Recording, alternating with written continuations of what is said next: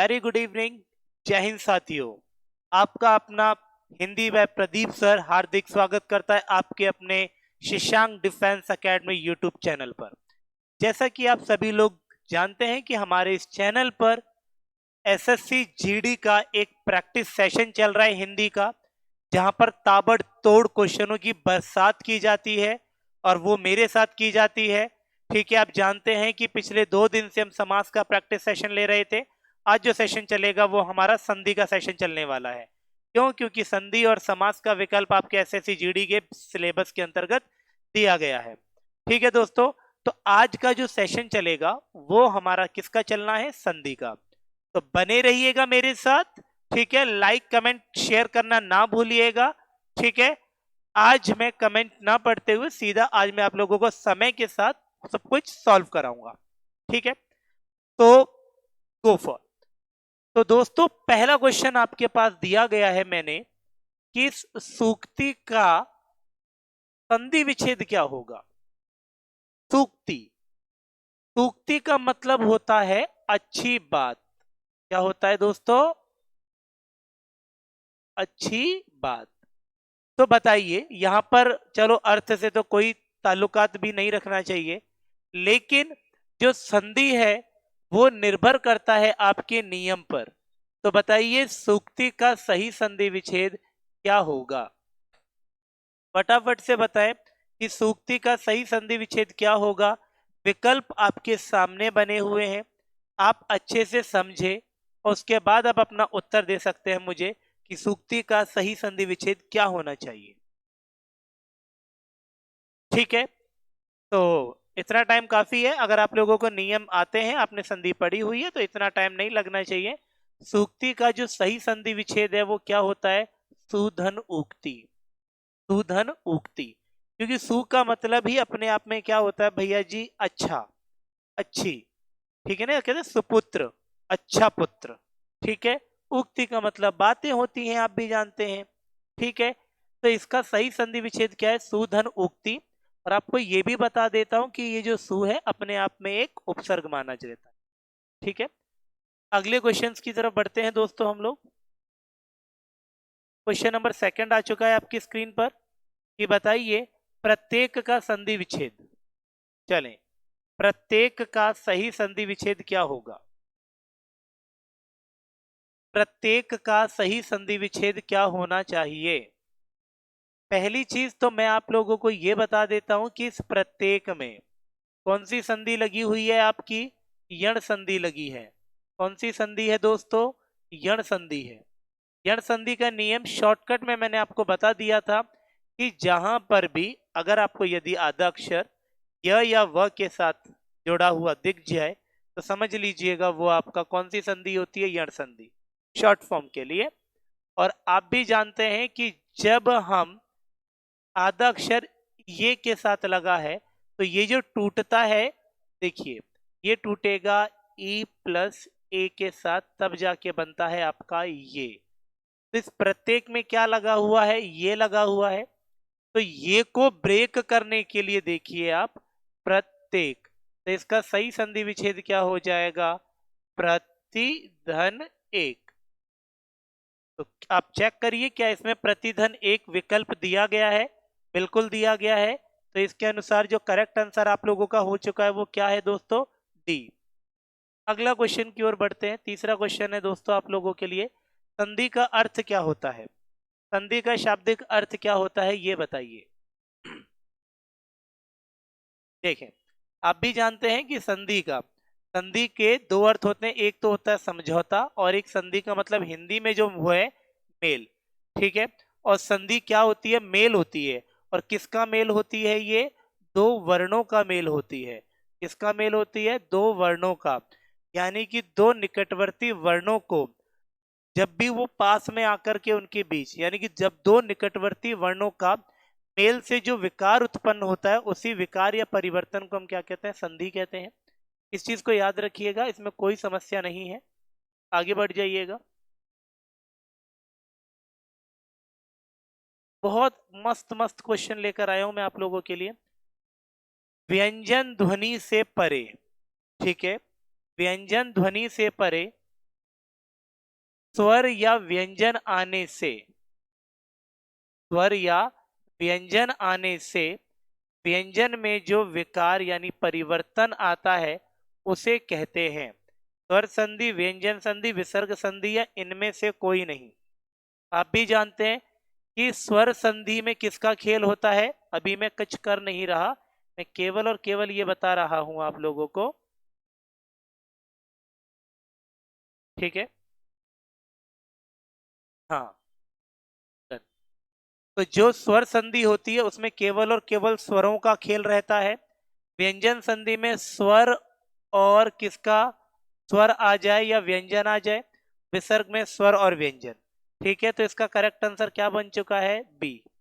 अगले क्वेश्चन की ओर बढ़ते हैं हम लोग।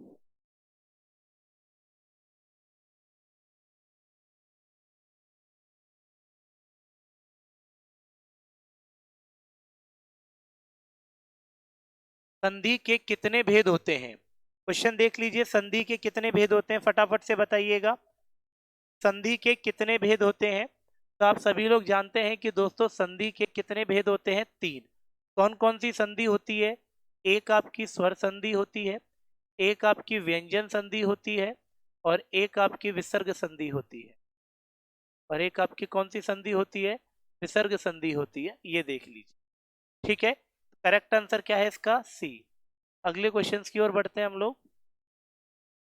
जहां एक स्वर का दूसरे स्वर से मेल होने पर परिवर्तन होता है, जहां एक स्वर का दूसरे स्वर से जो मेल होने पर जो परिवर्तन होता है उसे क्या कहते हैं, ये पूछा गया है। और आप सभी लोग जानते हैं कि जब स्वर के साथ स्वर को जोड़ा जाता है या स्वर को मिलाया जाता है तो उसमें जो परिवर्तन होता है वो स्वरों में ही होता है। ठीक है, याद रखिएगा। तो इस बिहाफ पे जो आपका आंसर बना वो कौन सी संधि बन गई, स्वर संधि, करेक्ट आंसर। क्वेश्चन नंबर 7 आ जाइए आप।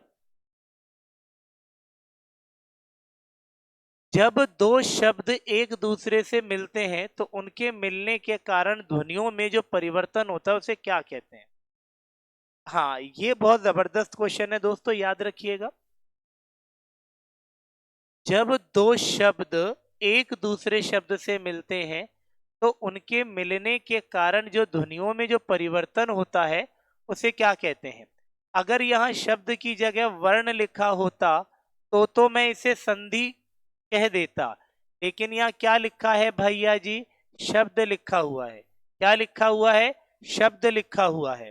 ठीक है दोस्तों, तो याद रखिएगा जब हम दो शब्दों को एक दूसरे से मिलाते हैं तो उसमें जो ध्वनियां उत्पन्न होती हैं वो किसकी ध्वनियां होती हैं, समास की ध्वनियां होती हैं। Is it clear guys. चलिए अगले क्वेश्चंस की ओर बढ़ते हुए,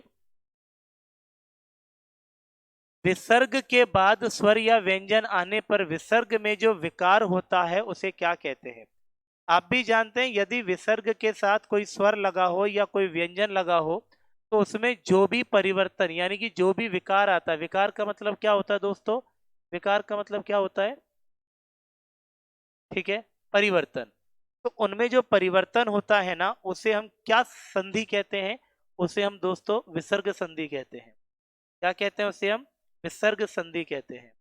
ठीक है, अगले क्वेश्चंस की ओर बढ़ते हुए बताइए, अ या आ से परे ए या ए से हो। याद रखिएगा, ये देख लीजिए जहां मैं अंडरलाइन लगा रहा हूं, अ या आ से परे छोटी ए या बड़ी ए हो तो दोनों मिलकर ए, और ओ या ओ हो तो दोनों मिलकर ओ हो जाते हैं, उसे क्या कहते हैं। यानी कि पहली चीज तो इसमें ये बोला गया है, बड़ा ओ। ठीक है भैया जी, इसमें भी बोला है, ये देख लीजिए। और अब आप इस क्वेश्चन को बहुत अच्छे से समझने की कोशिश करिएगा कि क्वेश्चन क्या कहने की कोशिश कर रहा है। तो देखिए अब आप,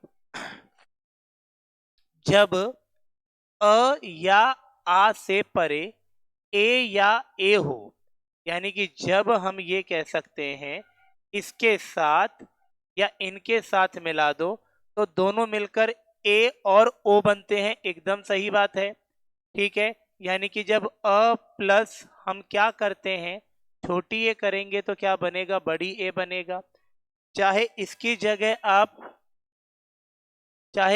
जगह आप अगर आप बड़ा आ कर लीजिए या फिर आप बड़ी ए कर लीजिए, तब भी हर कंडीशन में क्या रहेगा, बड़ी ए रहेगा। ठीक है दोस्तों, आपको मैंने ये बताया था कि यदि अ के साथ ओ को मिला दीजिए, या फिर मैं सिंपल सी बात, इतना लंबा चौड़ा क्यों लिखता हूं, सिंपल छोटा लिख देते हैं। अगर अ या आ के साथ छोटी ए या बड़ी ए को मिला दिया जाए तो वो बड़ी ए बनती है। और जब अ या आ के साथ ओ या बड़ा ओ मिला दिया जाए तो बड़ा ओ बनता है। और जिसमें बड़ी ए और बड़े ओ की मात्रा लगी होती है, आप जानते हैं दोस्तों, वो आप लोगों की वृद्धि संधि होती है। कौन सी संधि होती है, वृद्धि, ये नहीं आएगी मात्रा इसमें। ठीक है, वो क्या होती है, वृद्धि संधि होती है। तो इसका जो करेक्ट आंसर बन गया है वो बन गया है सी विकल्प, वृद्धि संधि। ठीक है दोस्तों, समझ आ रहा है अच्छे से, सारी की सारी चीजें क्लियरली समझ आ रही होंगी, मुझे नहीं लगता कि कोई दिक्कत आई होगी आपको। चलें अगले क्वेश्चंस की ओर बढ़ते हैं।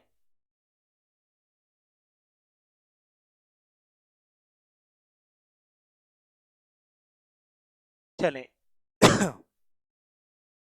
ह्रस्व या दीर्घ अ ई उ से परे क्रम से ह्रस्व या दीर्घ अ ई उ आ जाए तो दोनों मिलकर क्रम से आ ई उ हो जाते हैं। बहुत बढ़िया, आप पूरा पढ़ लीजिए। पढ़ने के बाद इसमें जो बोला गया है कि क्या हो जाता है, आ ई उ। और एक बात बताइए, ऐसी कौन सी संधि है जिसके अंतर्गत बड़े आ, बड़ी ई और बड़ा ऊ का नियम काम करता है। तो आप सभी लोग जानते हैं कि वो आपकी दीर्घ संधि होती है, जिसके अंतर्गत आ, ई और ऊ का नियम लगता है। तो इस 10वें जो क्वेश्चन का आंसर रहेगा, सही विकल्प, वो है दीर्घ संधि। अगले क्वेश्चंस की ओर बढ़ते हुए दोस्तों, ठीक है, बताइए। अगला क्वेश्चन आ चुका है आप लोगों के समक्ष। ठीक है, अच्छे से पढ़े, समझे और तब उत्तर दें आप। मैं आपका वेट कर लेता हूं, कोई जल्दबाजी नहीं। यदि अ और आ के आगे, जी तो समझ लेना, बहुत बेहतरीन क्वेश्चन है, इसी नियमों में फंसा देगा कोई ना कोई आपको।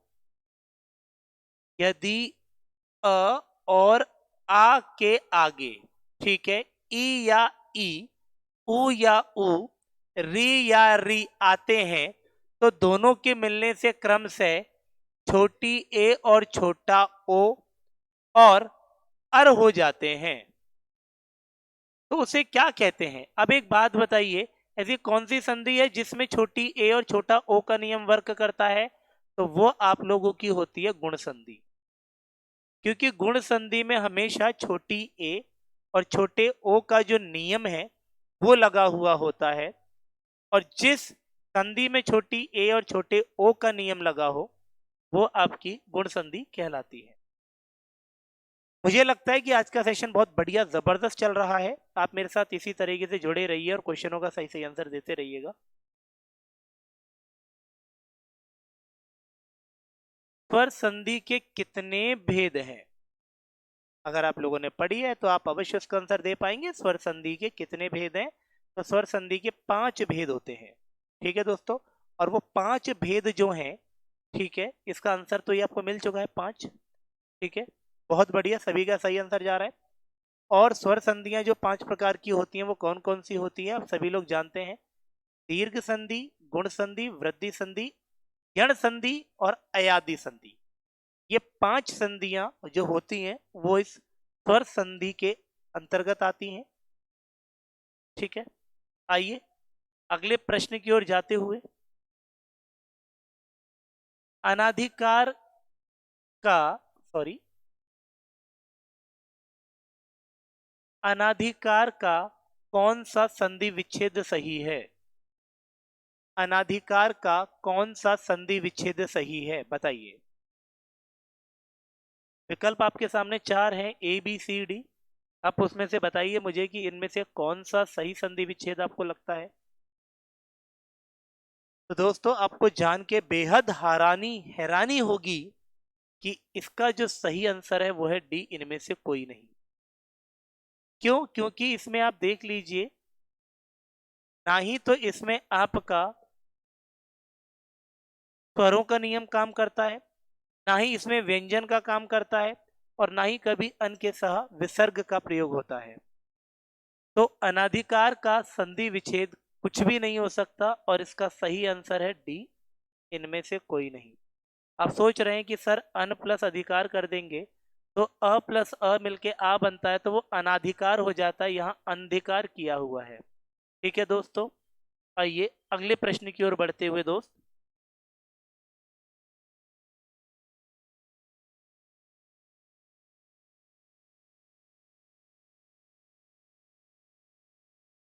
यदि छोटी ई और बड़ी ई, छोटा ऊ और बड़ा ऊ और री के बाद भिन्न, देख लीजिए, भिन्न स्वर आए, तो ई का ई, तो ई या ई का य, और ऊ या ऊ का व, और री का र। देखें, वाह, या। अब आप जानते हैं कि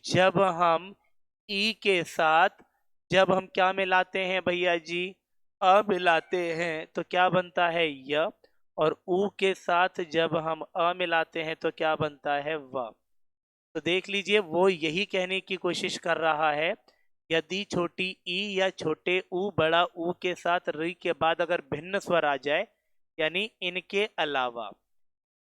अलावा कोई भी अलग भिन्न स्वर आ जाए, तो ई का य, और ऊ ऊ का व, और री का र हो जाता है। तो आप भी जानते हैं कि ये किसके अंतर्गत आते हैं, ये आपके यण संधि के अंतर्गत आते हैं। तो 14th क्वेश्चन का जो सही जवाब देखने को मिला है वो है डी, यण संधि। आइए अगले प्रश्न की ओर बढ़ते हुए मेरे दोस्तों, सेशन का मजा लेती जाइए आप, बेहतरीन सेशन चल रहा है प्रदीप सर के साथ। निम्नांकित में व्यंजन संधि का उदाहरण कौन सा है, बताइए। यानी कि निम्नांकित में व्यंजन संधि का उदाहरण बताना है मुझे। बहुत बढ़िया, ग्रेट आंसर्स आने चालू हो चुके हैं सभी लोगों के, फटाफट से आंसर दीजिए और मस्त इसको बनाइए। अगर आप देखें, योगेश्वर, योगेश्वर का सही संधि विच्छेद क्या होता है? योग धन ईश्वर। निर्मल का सही संधि विच्छेद क्या होता है? नी धन मल। तदित का क्या होता है? तत् धन हित। और परोपकार का क्या होता है?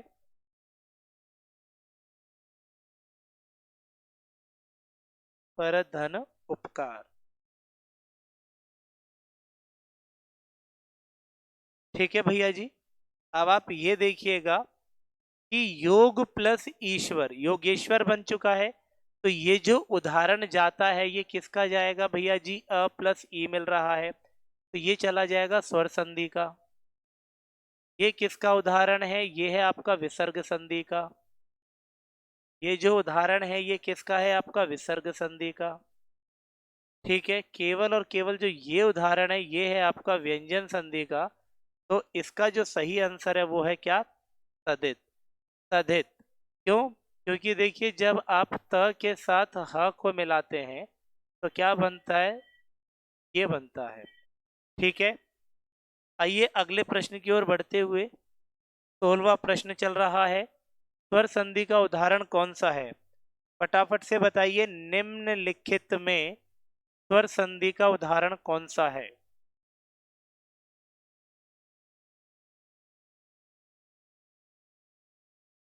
फटाफट से बताइए, स्वर संधि का उदाहरण कौन सा है? देखिए तल्लीन ये व्यंजन संधि है और इसका सही संधि विच्छेद होता है तत् धन लीन। तदाकार ये व्यंजन संधि का उदाहरण है जो कि आपका तत् धन आकार हो जाता है। नायक ये आपका स्वर संधि है और स्वर संधि में भी कौन सी संधि आती है, ये अयादि संधि। ये स्वर संधि का कौन सा संधि का भेद होता है, अयादि संधि का। निशंक विसर्ग संधि है जिसका सही संधि विच्छेद होता है निधन शंक। ठीक है, तो दोस्तों इसका सही आंसर क्या बन चुका है, सी। क्या बन चुका है, सी। अगले प्रश्न की ओर बढ़ते हुए 17वां क्वेश्चन आपके समक्ष आ चुका है। 17वां क्वेश्चन कहता है कि भैया जी बता दीजिए कि इनमें से विसर्ग संधि का उदाहरण कौन सा है। इनमें से विसर्ग संधि का उदाहरण कौन सा है। ठीक है, तो आपसे क्या पूछा गया, विसर्ग संधि का उदाहरण पूछा गया है। चलिए इसे सॉल्व कर लेते हैं दोस्तों, नीचे से उठते हुए।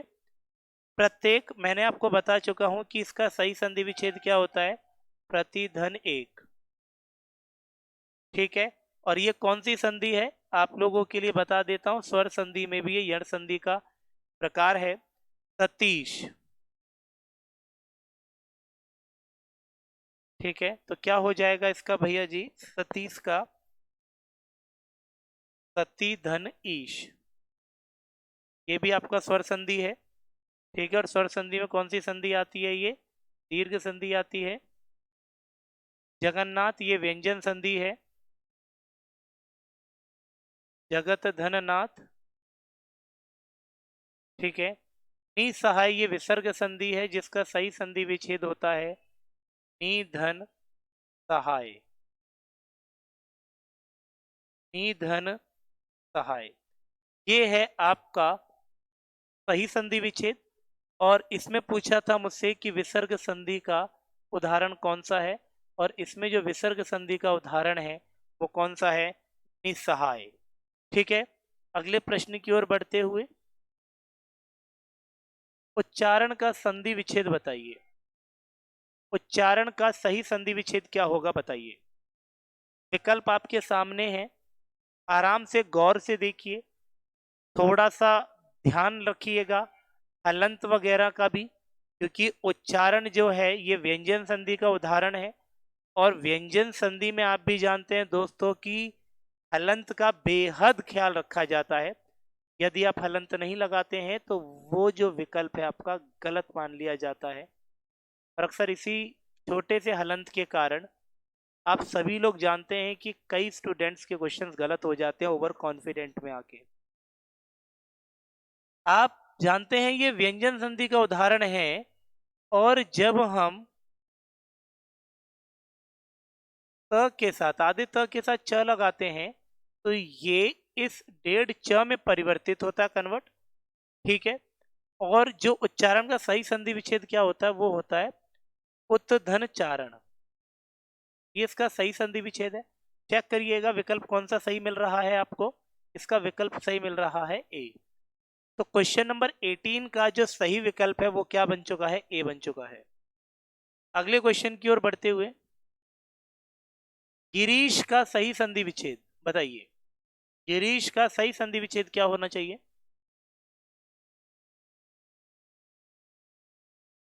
फटाफट से बताइए, गिरीश का सही संधि विच्छेद क्या होना चाहिए। फटाफट से जल्द बताइए, गिरीश का सही संधि विच्छेद क्या होना चाहिए। ऑप्शंस आपके सामने हैं।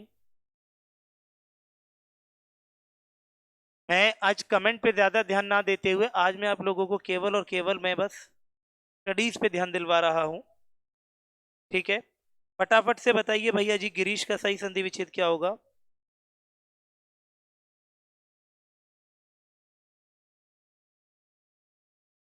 फटाफट से बता दीजिए, गिरीश का सही संधि विच्छेद क्या होगा।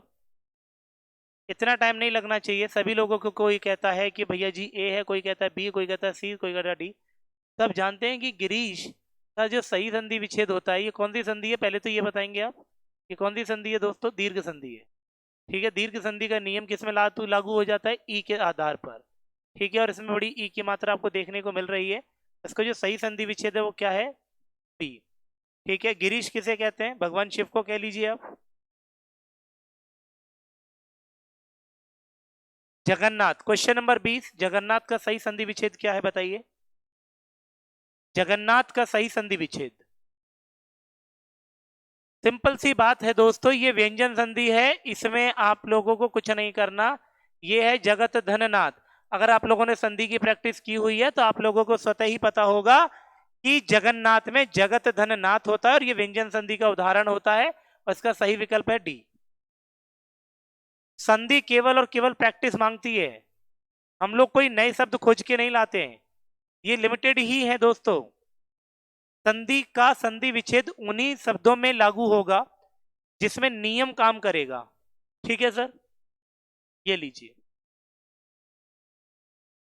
अगले क्वेश्चंस की ओर बढ़ते हुए दोस्तों, तिरस्कार का सही संधि विच्छेद क्या है? क्वेश्चन नंबर 21, तिरस्कार का सही संधि विच्छेद क्या है? तो मैंने आपको बोला था, देखो शॉर्ट ट्रिक्स के माध्यम से अगर मैं बोलूं, मैंने बोला शलगम, सॉरी सड़क, शलगम और षटकोण अगर आपको कहीं पर भी आधे अक्षर के रूप में देखने को मिल जाते हैं तो मोस्ट ऑफ द वर्ड वो विसर्ग संधि के अंतर्गत चले जाते हैं। और इसमें आप देख रहे हैं तिरस्कार में आधा स लगा हुआ है, तो इसकी जगह केवल और केवल आप विसर्ग लगा देंगे तो विसर्ग संधि बन चुकी है, और इसका सही विकल्प क्या है? सी, तिरह धन कार। आइए अगले क्वेश्चन की ओर बढ़ते हुए दोस्तों, नीरव। नीरव का सही संधि विच्छेद क्या है? आप भी जानते हैं कि इसका सही संधि विच्छेद क्या है? बी। नीरव का सही संधि विच्छेद क्या है? बी। ये सारे शब्द मैंने क्लास में भी कराए हैं अपने स्टूडेंट्स को, ठीक है, और बहुत बेहतरीन तरीके से कराए थे।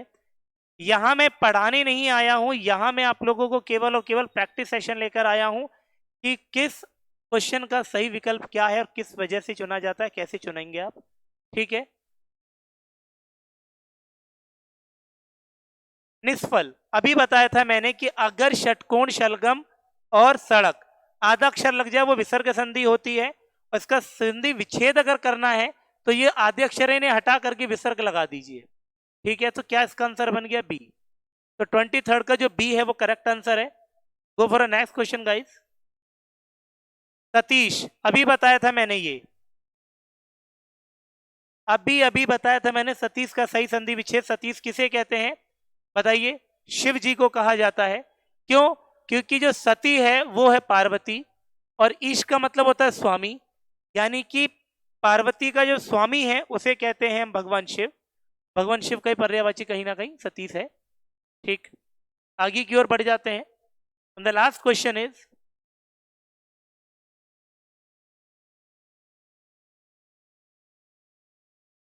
प्रत्येक। अच्छा, ये क्वेश्चन रिपीट हो चुका है दोस्तों, कोई दिक्कत नहीं है। तो इसका सही संधि विच्छेद क्या है? प्रत्येक, यानी प्रतिधन एक।